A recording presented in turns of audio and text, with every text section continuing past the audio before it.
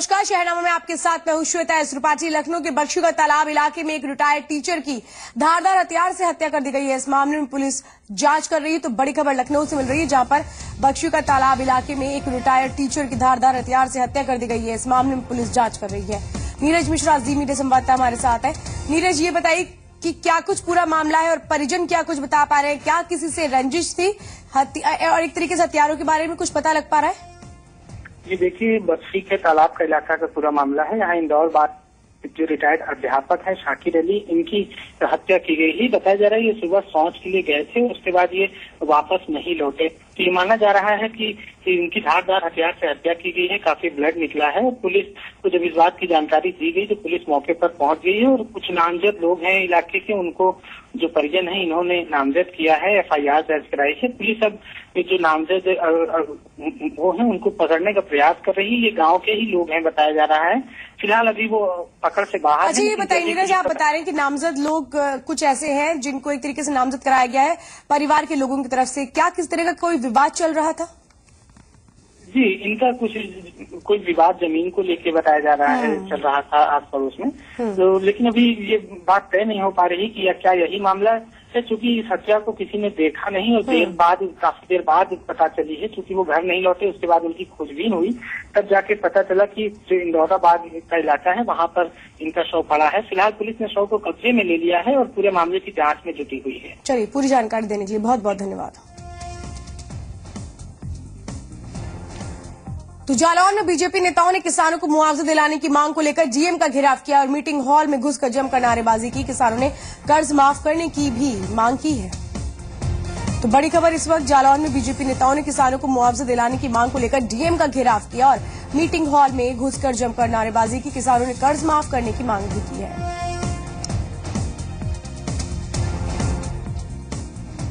Facebook पर फर्जी post के मामले में आजम खान का बयान आया है। आजम ने कहा है कि जो कुछ भी हुआ है वो कानून के दायरे में हुआ है और घटना सामने आने के बाद 24 घंटे के अंदर गिरफ्तारी हुई है। आजम खान ने कहा कि इस घटना में उनके साथ इससे भी ज्यादा हो सकता था।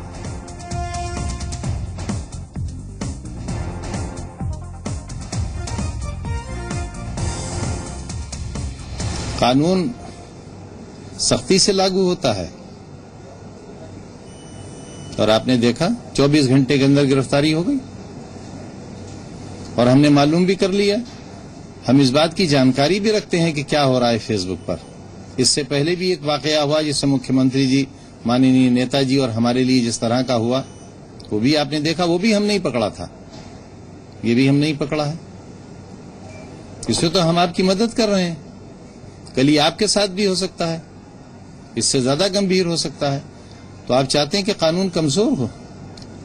एक तरफ तो आप सरकार को बड़ी राय मशवरा देते हैं और इस वक्त आप कह रहे हैं कि अराजकता को बढ़ावा दिया जाए।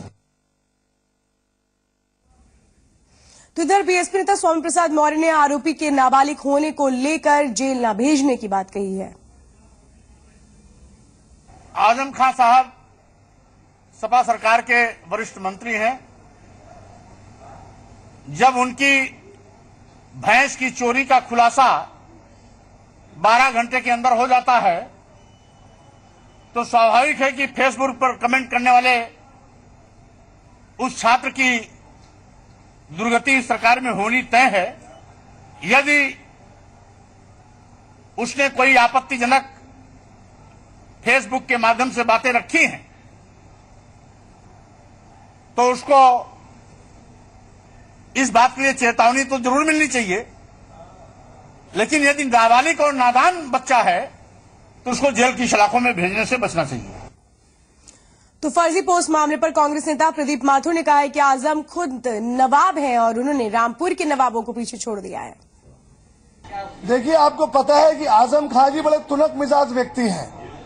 उनके जब मतलब की बात होती है तो वाह वाह करते हैं और जब उनके मतलब की बात नहीं होती तो तुरंत पलटा खा जाते हैं। आजम खान साहब के फेसबुक पे यदि कोई दूसरा कोई गलत नेगेटिव बात आ गई तो उसे जेल भेज दिया गया और एक आम आदमी की फेसबुक पे कोई उल्टा सीधा मामला आ जाए तो सरकार उसका कॉग्निजेंस नहीं लेती है। आजम खान तो खुद ही नवाब है रामपुर के, उन्होंने पुराने रामपुर के नवाबों को तो पीछे कर दिया है। तो इधर यूपी के कैबिनेट मंत्री ने मेयरों के अधिकारों में कटौती पर कहा है कि कानून से ऊपर कोई नहीं है, अगर कोई ईमानदार है तो दिक्कत क्या है।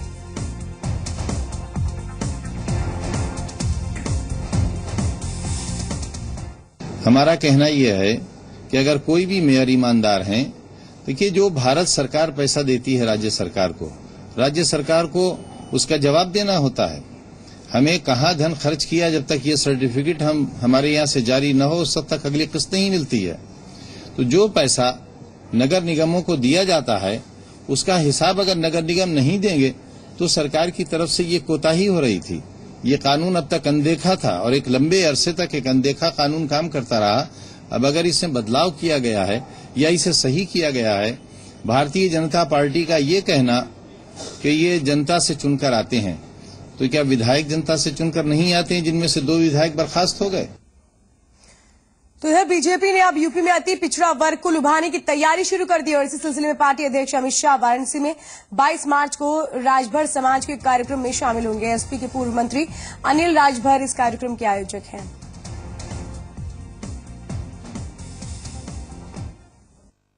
निश्चित तौर पर हम राजनीतिक दल के कार्यकर्ता हैं। हमारे राष्ट्रीय अध्यक्ष जी आदरणीय अमित शाह जी 22 तारीख को वाराणसी में एक रैली को संबोधित करेंगे, जिसमें राजभर समुदाय के लोग आएंगे और वो रैली है राजा सुहेल देव जी के लिए नमन दिवस के रूप में, और उनका स्मरण करेंगे और वो समाज से आग्रह करेंगे कि भारतीय जनता पार्टी का साथ दे। राजा सुहेल देव का नमन दिवस है और राजा सुहेल देव एक ऐतिहासिक पुरुष हैं। राजा के रूप में उनके समाज कार्यकाल में जो समरसता थी उसके वो प्रतीक हैं, इसलिए उनके नमन दिवस के रूप में जाने में राजनीतिक लाभ की बात कोई नहीं सोची जा सकती। एनर्जी टास्क फोर्स ने कैस्को की बिजली व्यवस्था को निजी कंपनी टोरेंट को सौंपे जाने का करार रद्द कर दिया। ये करार 6 साल पहले हुआ था और अब टास्क फोर्स के फैसले के आधार पर प्रदेश सरकार अंतिम फैसला लेगी। कैस्को से जुड़े बिजली इंजीनियरों ने इस फैसले का स्वागत किया है और इसे देर से उठाया गया सही कदम बताया है। इंजीनियरों ने आगरा में टोरेंट के साथ चल रहे बिजली करार और ग्रेटर नोएडा के निजीकरण की सभी प्रक्रियाओं को भी निरस्त करने की मांग की है। इसके अलावा इंजीनियरों ने मुख्यमंत्री अखिलेश यादव से लोकसभा में रखे गए इलेक्ट्रिसिटी अमेंडमेंट बिल 2014 के विरोध करने की भी मांग की है। इसके लिए प्रदेश सरकार ने तमिलनाडु और ओडिशा सरकार की तरह रवैया अपनाने की अपील की है।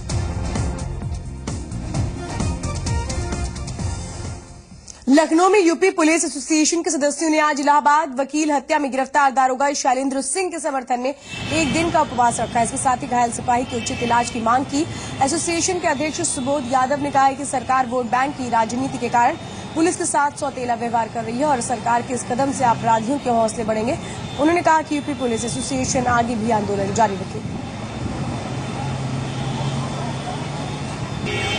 हमारा सिपाही सर मौत जिंदगी से जूझ रहा है। अभी एक घटना घटी थी कुछ महीने पहले, वहाँ के जिलाधिकारी को सर राज्य सरकार के विशेष विमान से ट्रीटमेंट के लिए भेजा गया और हमारा दरोगा निर्दोष होते हुए जेल में ठूस दिया है अधिकारियों। तो हम सर न्याय चाहते हैं और हम लोग भूखे प्यासे रहकर अनुशासन के दायरे में रहकर अनशन पर बैठे हैं।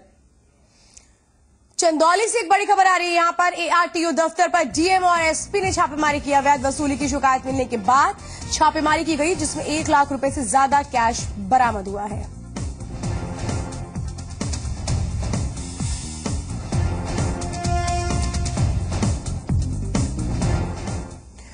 खबर इलाहाबाद से, जहां पर वकील की हत्या के मामले में आज 7वें दिन भी आजमगढ़ जिले के वकील हड़ताल पर हैं। वकीलों का कहना है कि वकील की हत्या के विरोध में वो न्यायिक कार्य से अलग हैं। उनका कहना है कि 20 मार्च को इलाहाबाद जाएंगे, जहां आगे की रणनीति बनाई जाएगी। तो इलाहाबाद में हमारे नबी अहमद वकील की हत्या दरोगा द्वारा की गई है, तो उनके समर्थन में आज हम न्यायिक कार्य से विरत रहेंगे और 20 तारीख को हम अपने यहाँ से इलाहाबाद जाएंगे और जब वहाँ से आएंगे जैसा होगा तैसा फिर यहाँ पर कार्य किया। गाजीपुर जिलाधिकारी की ओर से नगरपालिका अध्यक्ष को कारण बताओ नोटिस जारी करने का मामला सामने आया है। कोर्ट के आदेश के मुताबिक नोटिस जारी होते ही अध्यक्ष का वित्तीय अधिकार भी सीज हो जाएगा, लेकिन यहां अध्यक्ष अपने अधिकारों का इस्तेमाल कर रहा है। इस संबंध में सभासदों के एक प्रतिनिधि मंडल ने जिलाधिकारी से मुलाकात कर शिकायत की। आपको बता दें कि शहर में पानी, सड़क और साफ सफाई की व्यवस्थाएं नगरपालिका की जिम्मेदारी होती है, इसलिए समय समय पर अध्यक्ष की सभासदों के साथ बैठक होती है और टेंडर भी निकाले जाते हैं, लेकिन अध्यक्ष पिछले 1 साल से कोई बैठक नहीं ले रहे हैं। इतना ही नहीं, अध्यक्ष और ईओ नियमों और मानकों को ताक में रखकर बाजार से ज्यादा कीमत चुकाकर अपना सामान भी खरीदा जा रहा है। यहां तक कि नए निर्माण के लिए टेंडर भी जारी कर दिए गए।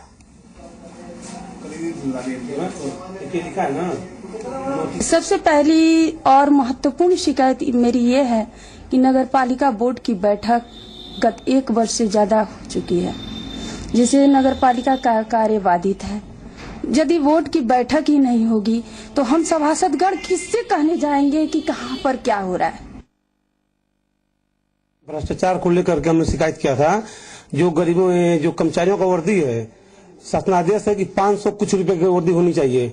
चेयरमैन महोदय ने मनमानी ढंग से 2000 करीब लगभग लागत से एक कर्मचारी का वर्दी खरीद रहे हैं। शिकायत है सभासद की कि कुछ बोर्ड की बैठकें नियमित रूप से नहीं की गई हैं और कुछ फाइलों में उनकी आपत्ति है कि इस सब चीज़ों में अनियमित भुगतान की कार्रवाई की गई है। तो फाइलों को तलब किया गया है और फाइलें प्राप्त होने पर उसको देखा जाएगा कि नियमानुसार रूप से कार्रवाई की गई है या अनियमित रूप से किया गया है। और इस वक्त एक बड़ी खबर गाजियाबाद से मिल रही है, जहां पर मोदी शुगर मिल के मालिक उमेश मोदी समेत 4 लोगों के खिलाफ केस दर्ज कराया गया। गन्ना समिति के सचिव ने यह मामला दर्ज करवाया। किसानों का बकाया न देने के आरोप में केस दर्ज कराया गया है। अनुराग चड्ढा जी मीडिया संवाददाता हमारे साथ हैं। अनुराग, ये बताइए कि क्या केस दर्ज करके आगे की कार्रवाई होगी या महज खाना पूर्ति हुई है केस दर्ज करना? देखिए श्वेता, कई बार जो उमेश मोदी हैं उनकी मिल पर और उनके खिलाफ केस दर्ज हो चुके हैं, लेकिन हमेशा जो रवैया है वो ढाक के 3 पात वाला रहता है। लेकिन इस बार देखना होगा कि कितनी कड़ाई से इस मुकदमे का पालन होता है, क्योंकि जो धाराएं लगी हैं वो अमानत में खयानत की और 420 समेत कई धाराएं यहाँ पर लगी हैं। लेकिन जो कार्रवाई है वो देखनी होगी कितनी चुस्त दुरुस्त तरीके से कार्रवाई होगी। जहां तक बात है हाईकोर्ट की और सरकार की, तो साफ तौर पर रुख कड़ा है कि किसानों का जो भुगतान है वो समय पर दिया जाना चाहिए। कुछ दिन पहले जो ये मोदी शुगर मिल थी, इस पर ताला भी किसानों ने लगाया था। इसके अलावा कई तरीके की जो इसकी संपत्ति थी वो भी सरकार ने अपने कब्जे में ले ली थी, लेकिन उसके बावजूद उमेश मोदी जिनकी ये शुगर मिल है उन्होंने किसानों का बकाया रुपया नहीं दिया था। और ऐसा भी नहीं है कि ये ग्रुप बिल्कुल कंगाल हालत में है। जो इनकी शानो शौकत है उसमें किसी तरह की कोई कमी नहीं है। सिर्फ और सिर्फ जो शुगर मिल है उसी का बिजनेस ठप पड़ा है, बाकी जो इन लोगों के बिजनेस है वो खूब अच्छी तरह से फल फूल रहे हैं। तो यही वजह है कि जो सरकार है और जो लोकल प्रशासन है उसने पूरी तरह से सख्त रवैया अख्तियार कर लिया है। मुकदमा दर्ज हो गया है। किसानों में उम्मीद जगी है कि अब जो उनका बकाया पैसा है वो वापस आएगा। लेकिन वही बात श्वेता की इससे पहले भी कई तरह की कानूनी कार्रवाइयां हो चुकी है, लेकिन जो नतीजा है वो कभी भी किसानों के फेवर में नहीं रहता। अब देखना ही होगा कि इस बार जब भी केस दर्ज किया गया तो वाकई इस पर आगे बढ़ा जाता है या महज इस बार भी खाना पूर्ति ही होती है। पूरी जानकारी देने के लिए अनुराग बहुत बहुत धन्यवाद। मुजफ्फरनगर में आपसी विवाद में पिता पुत्र को गोली मारी गई है। दोनों को गंभीर हालत में जिला अस्पताल में भर्ती कराया गया। मामला शाहपुर थाना क्षेत्र के रसूलपुर गांव का बताया जा रहा है।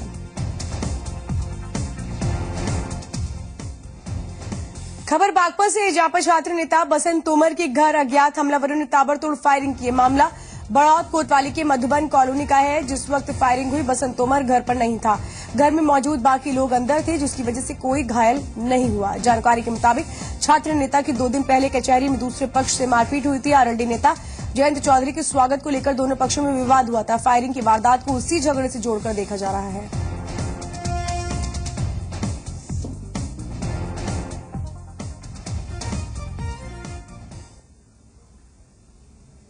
जानकारी प्राप्त की गई है बड़ौद में मधुबन कॉलोनी में बसंत तोमर के आवास पर हवाई फायरिंग की सूचना है। इस सूचना पर पुलिस गई थी और वादी पक्ष द्वारा भी तहरीर नहीं दी गई, उनके द्वारा तहरीर दी जा रही है। इस पर आवश्यक वैधानिक कार्रवाई की गई। नोएडा ग्रेटर नोएडा एक्सप्रेसवे पर 20 मार्च से ई चालान सिस्टम शुरू होगा, जिसके चलते कैमरों की मदद से तेज गति से चलने वाले वाहनों का चालान किया जाएगा। साथ ही संदिग्ध खड़ी गाड़ियों पर भी नजर रखी जाएगी। ई चालान सिस्टम के लिए 130 कैमरे लगाए गए हैं। इन कैमरों की निगरानी के लिए महामाया फ्लाईओवर के पास एक कंट्रोल रूम भी बनाया गया है, जहां से पूरे एक्सप्रेसवे की निगरानी रखी जाएगी। नोएडा एक्सप्रेसवे पर नोएडा प्राधिकरण द्वारा हाईवे ट्रैफिक मैनेजमेंट सिस्टम, जिसको हम शॉर्ट में HTMS कहते हैं, इंस्टॉल किया गया है। जिसको जो 1 महीने से ऑपरेटिव है, ट्रायल बेसिस पे ये काम कर रहा है। इसमें हम इन्फोर्समेंट की कार्रवाई भी करने जा रहे हैं, जिसको हम 20 तारीख से प्रारंभ कर रहे हैं, जिसमें जो व्हीकल्स जो निर्धारित गति है Noida greater Noida express way पे जो चलाने की गति सीमा निर्धारित है, उस गति से अगर अधिक तेज वाहन चलाते हैं तो उनका हम चालान करेंगे। हाथरस के नगला समिया गांव में छात्र और उसके साथी के साथ मारपीट के 2 आरोपी को गिरफ्तार किया गया है। मामले में 4 आरोपी पहले ही गिरफ्तार किए जा चुके हैं। वहीं पीड़ित लड़की का कहना है कि उसे केस वापस लेने की धमकी दी जा रही है और पुलिस से उसे कोई संरक्षण नहीं मिला है। पीड़ित ने अपना करियर बर्बाद होने की भी आशंका जताई है। कुछ दिन पहले के इस मामले में गांव के 6 लड़कों ने लड़की और उसके साथी की जमकर पिटाई की थी और इसके अलावा आरोपियों ने लड़की का अश्लील वीडियो भी बनाया था। इस मामले में 2 लोगों को गिरफ्तार किया गया, जबकि बाकी लोग फरार चल रहे हैं।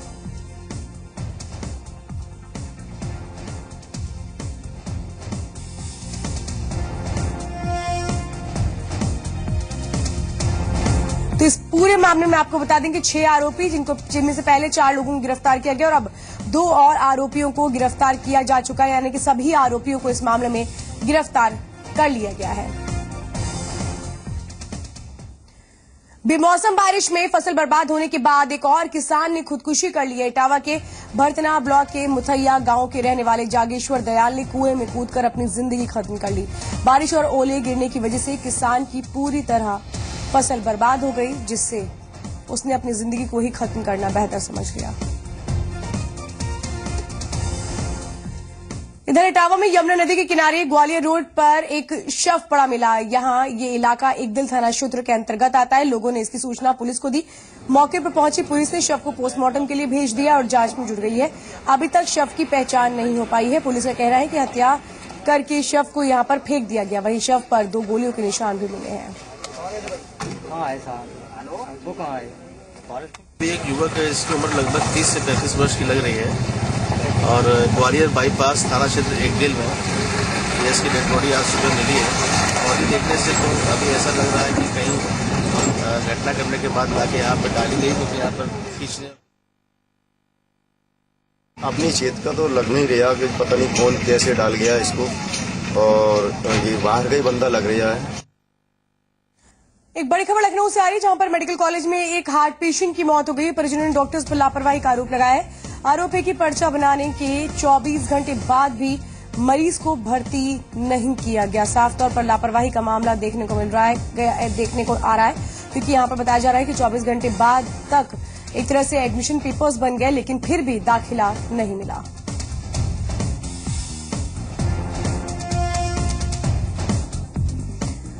गाजियाबाद के पीएस कोतवाली के लाल कुआं इलाके में चेन स्नैचिंग की वारदात हुई है। बाइक सवार बदमाश दिल्ली के रहने वाले एक शख्स की चेन छीनकर फरार हो गए। उधर वारदात के बाद पुलिस सीमा विवाद में उलझकर रह गई है।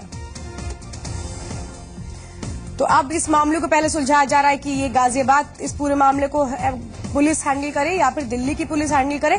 बॉर्डर विवाद में ये पूरा मामला उलझकर रह गया, जिसका फायदा कहीं न कहीं अपराधियों को पूरी तरीके से मिल सकता है, क्योंकि इस ओर तो ध्यान ही नहीं दिया जा रहा है कि पहले पकड़ा जाना चाहिए अपराधियों को, बाद में विवाद अगर कोई है तो उसको सुलझा लिया जाए।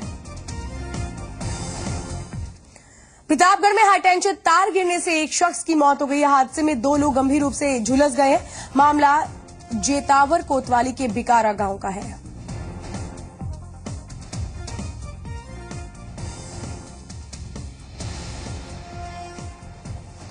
और अब बात करते हैं उत्तराखंड।